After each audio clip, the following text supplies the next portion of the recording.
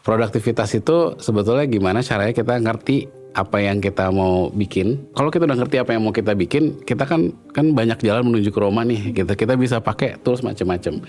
Nah, AI itu sekarang banyak banget toolsnya. Jadi sebenarnya kalau menurut saya nggak terlalu yang harus pakai ini segala macam. Orang punya preferensinya sendiri-sendiri. Tapi yang pasti gimana caranya bisa menghasilkan apa yang kita mau capai di awal tadi. Jadi sekarang ini misalnya kita harus bikin sales deck gitu. Kita mau jualan. Nah, gimana cara convince orang? Gimana cara bikin orang beli produk kita gitu? Ini angle-nya apa? Problemnya apa? Yang kita solve apa? Nah, itu kan kita mesti tahu. Nggak semuanya di outsource ke AI. Nah, hal-hal itu yang kita harus pahami sehingga pas kita bikin itu conversion, kalau memang itu decknya itu untuk jualan, untuk sales, conversionnya jadi bagus, tinggi gitu kan. Jadi nggak cuma produktif, cepet, yang tadinya mungkin dikerjain sama 3 orang, 4 orang ini bisa sendiri, tapi juga high quality. Inspigo. Inspiration on the go. Hai Inspigors, di era yang sekarang semua orang bisa kerja cepat. Mulai dari pembuatan laporan, penyelesaian presentasi, sampai pencarian jawaban. Semua dibantu oleh AI. Tapi pertanyaannya, bagaimana kita bisa tidak hanya kerja cepat, tapi juga berkualitas? Di episode ini kita akan membahas kenapa soft skill tuh jadi hal yang menentukan karir kita ke depan di era AI. Kita udah bareng sama Mas Tio Guritno. Halo. Halo. Mas Tio seorang CEO Inspigo AI yang juga udah jadi employer selama lebih dari 15 tahun. Nah, Mas Tio, kan udah kan sekarang tuh sudah menjadi pemberi kerja selama lebih dari 15 tahun. Udah sering menginterview orang, udah sering menseleksi siapa nih yang akan jadi teammates-nya atau kayak dari team members-nya Mas Tio. Nah, sebenarnya gimana sih, apa yang berubah dari cara perusahaan tuh menilai talenta-talenta sekarang di era AI? Ya, thank you Via. Thank you juga Nani ya udah ngobrol hari ini. Jadi yang berubah itu sebetulnya cukup banyak. Tergantung dari pertama market ya. Marketnya berubah. Jadi talent-talentnya tuh ekspektasi juga berubah. Dulu mungkin zaman-zaman awal internet ya, mungkin sebelum jadi employer, orang hire nggak punya talent internet atau online skills gitu ya. Itu masih nggak apa-apa. Terus lama-lama orang harus belajar pakai Google, pakai search engine segala macam. Terus itu berubah terus karena market juga perlu itu gitu kan. Nah terus sekarang di era yang semakin canggih teknologi, itu semakin ekspektasi teknologi fluensinya tuh semakin tinggi. Mungkin sebelum era AI, dulu tuh pernah kan ada zamannya misalnya Canva gitu. Semua orang harus bisa Canva karena Canva sangat mudah. Bukan hanya untuk desainer tapi orang biasa juga harus paham gitu. Ada istilah sarjana Canva gitu ya. Jadi kalau orang lulus itu udah bisa expert di bidangnya dan juga udah bisa Canva gitu. Nah sekarang kelihatan memang karena kecepatan teknologi untuk membantu pekerjaan kita itu banyak dibantu sama AI. Sekarang orang jadi mulai ekspektasinya bisa AI gitu, bisa prompting, udah lihai menggunakan AI dalam bekerja, sehingga produktivitas dari satu orang itu akan jauh lebih tinggi gitu di pekerjaan gitu. Jadi semakin kesini tuh kelihatannya ekspektasi penggunaan teknologi itu semakin lebih tinggi ya untuk seorang pekerja gitu. Karena ujung-ujungnya kan sebetulnya apa yang diproduksi itu kalau bisa lebih banyak dan lebih high quality gitu kan. Oke Mas Tio, tadi kan kayaknya ada 2 keyword ya. Ada produktivitasnya harus meningkat, tapi make sure juga quality of work-nya juga bagus gitu. Nah, gimana cara kita bisa ngehasilin quality of work yang bagus gitu dengan pakai AI? Oh, sekarang kita udah masuk ngomongin AI ya. Jadi AI itu kan sebenarnya diintroduce udah lama ya.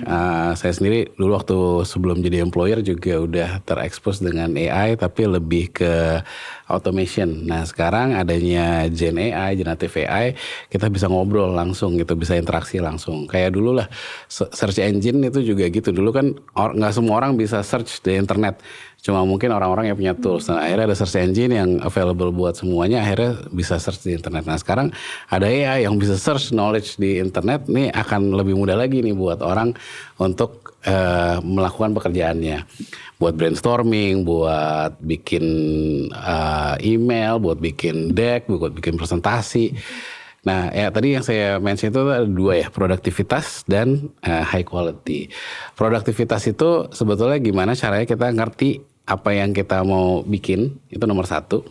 Yang kedua, kalau kita udah ngerti apa yang mau kita bikin, kita kan banyak jalan menuju ke Roma nih. Kita bisa pakai tools macam-macam.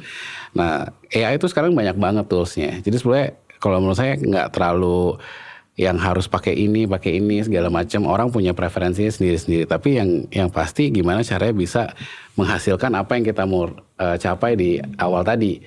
Nah, itu menggunakan AI itu sekarang banyak banget. Jadi itu AI fluency.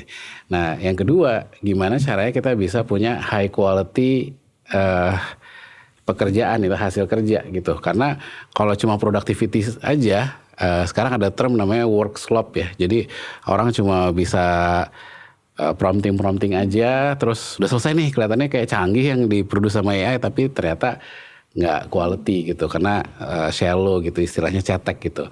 Nah, untuk bisa bikin sesuatu yang high quality, kita harus ngerti juga tentang topiknya gitu. Jadi sekarang ini misalnya kita harus bikin sales deck gitu, kita mau jualan. Nah, gimana cara convince orang, gimana cara bikin orang mau sama beli produk kita gitu. Ini angle-nya apa, problemnya apa, yang kita solve apa. Nah, itu kan kita mesti tahu. Nggak semuanya di outsource ke AI. Nah, hal-hal itu yang kita harus pahami sehingga pas kita bikin itu conversion, kalau memang itu decknya itu untuk jualan, untuk sales, conversionnya jadi bagus, tinggi gitu kan. Jadi nggak cuma produktif, cepet, yang tadinya mungkin dikerjain sama 3 orang, 4 orang, ini bisa sendiri, tapi juga high quality. Nah, itu sih ekspektasinya sebetulnya sekarang ke situ, dan sangat possible menggunakan AI untuk melakukan itu gitu. I see. Sebenarnya ada yang menarik nih Mas Tio tentang work slope tadi gitu ya. Jadi kan biasanya nih pekerja sekarang itu mungkin ada rasanya mikir kayak iya deadline-nya deadline-nya mepet nih. Nah, terus kemudian pakai AI jadi lebih cepat gitu. Nah, tapi gimana sih cara punya mindset supaya bisa bikin pekerjaan itu jadi high quality itu? Iya, sebetulnya ujungnya kan goalnya tuh apa itu yang mau dibikin. Misalnya goalnya adalah bikin speech gitu ya buat bos kita. Bos kita tiba-tiba dipanggil, terus kita harus bantuin beliau bikin speech gitu. Nah, kan kita harus tahu dulu, bukan masalah dia bikin speech acaranya apa, tapi audiensnya siapa. Terus speech itu gunanya apa ke audiens itu? Apakah dia tugasnya adalah menggerakkan si audiens itu untuk terinspirasi terus melakukan sesuatu gitu, apa gitu. Nah, itu fundamental things yang kita harus tahu juga. Bukan masalah AI-nya, ini kan sebenarnya kita mengerti tentang projectnya itu sendiri kan. Nah, dari situ kita mulai membedah juga gitu kan, apa yang kita harus lakukan sehingga kita punya visinya, punya ilmunya, terus ya AI fluency itu untuk mempercepat gitu kan, karena deadline-nya kan pendek.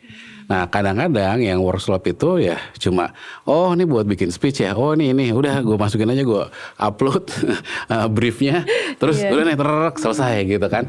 Jadi kelihatannya bagus, tapi padahal pas dibaca ini kok nggak resonate ya gitu sama audiensnya. Even bosnya sendiri ngerasa kayak ini apa sih gitu isinya. Pada akhirnya workshop itu kan ya hasil pekerjaan yang sloppy, yang pada akhirnya diulang lagi karena memang nggak mengerti maksud dan tujuannya itu apa gitu. Sebenarnya simple sih gitu.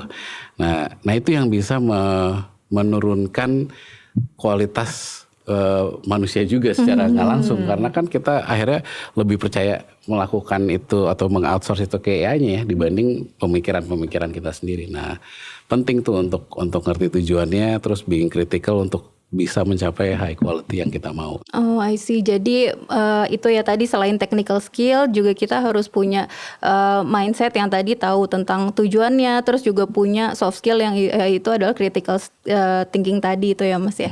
I see. Aku sebenarnya penasaran sih Mas, kayak ngomongin tentang produktivitas nih.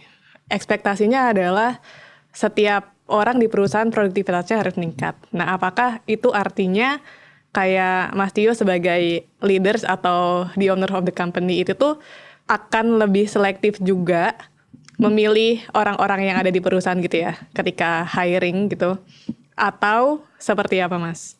Iya, jadi sekarang ini kebetulan saya lagi diminta bantuan sama ada entity di luar Indonesia gitu ya. Ini menarik untuk belajar supaya kita bisa terapkan juga di Indonesia.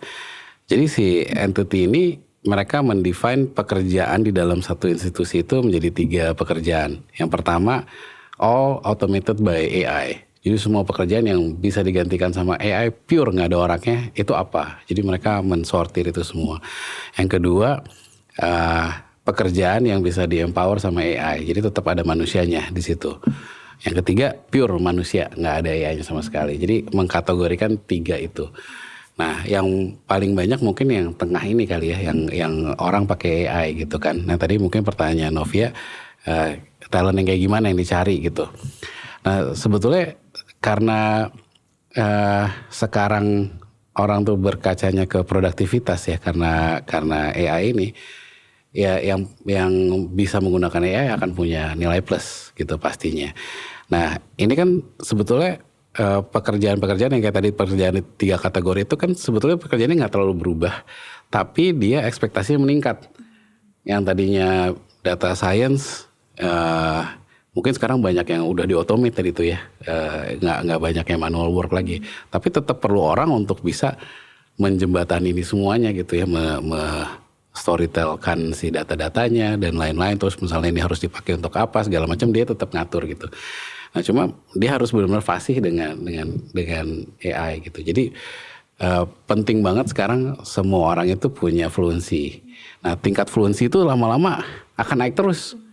Yang tadinya ya mungkin sedikit gitu bisa ChatGPT, terus lama-lama nanti bisa workflow automation, terus nanti lama-lama bisa apa. Itu saya rasa akan selalu meningkat seiring teknologi juga berkembang, terus semakin lama semakin mudah gitu. Nah sekarang kayak misalnya fresh grad ya, fresh grad sekarang banyak yang mau masuk ke perusahaan nih. Kalau di Amerika itu banyak yang sadly sih ya, banyak yang entry level jobs yang digantikan sama AI. Nah tapi itu sebetulnya entry level jobs digantikan, nggak mungkin perusahaan itu nggak perlu orang baru, pasti harus mau nggak mau ya, kalau dia punya visi ke depan mau nggak mau harus ada generasi yang baru ini. Kalau nggak nanti dia ada gap loh, pas yang ini udah naik jadi leader tiba-tiba ada gap di tengah-tengah, dia nggak punya generasi ini. Jadi mau nggak mau mereka harus hiring. Apa ekspektasinya orang itu harus lebih dari yang automated ini. Jadi di atasnya gitu kan. Jadi udah bisa nih, udah ngerti role-nya apa, dia bisa pakai AI. Dan dia bisa manage beberapa AI lah gitu. Misalnya kan computer science atau software engineer sekarang banyak yang level entry level itu digantikan sama AI. Inspigo, inspiration on the go.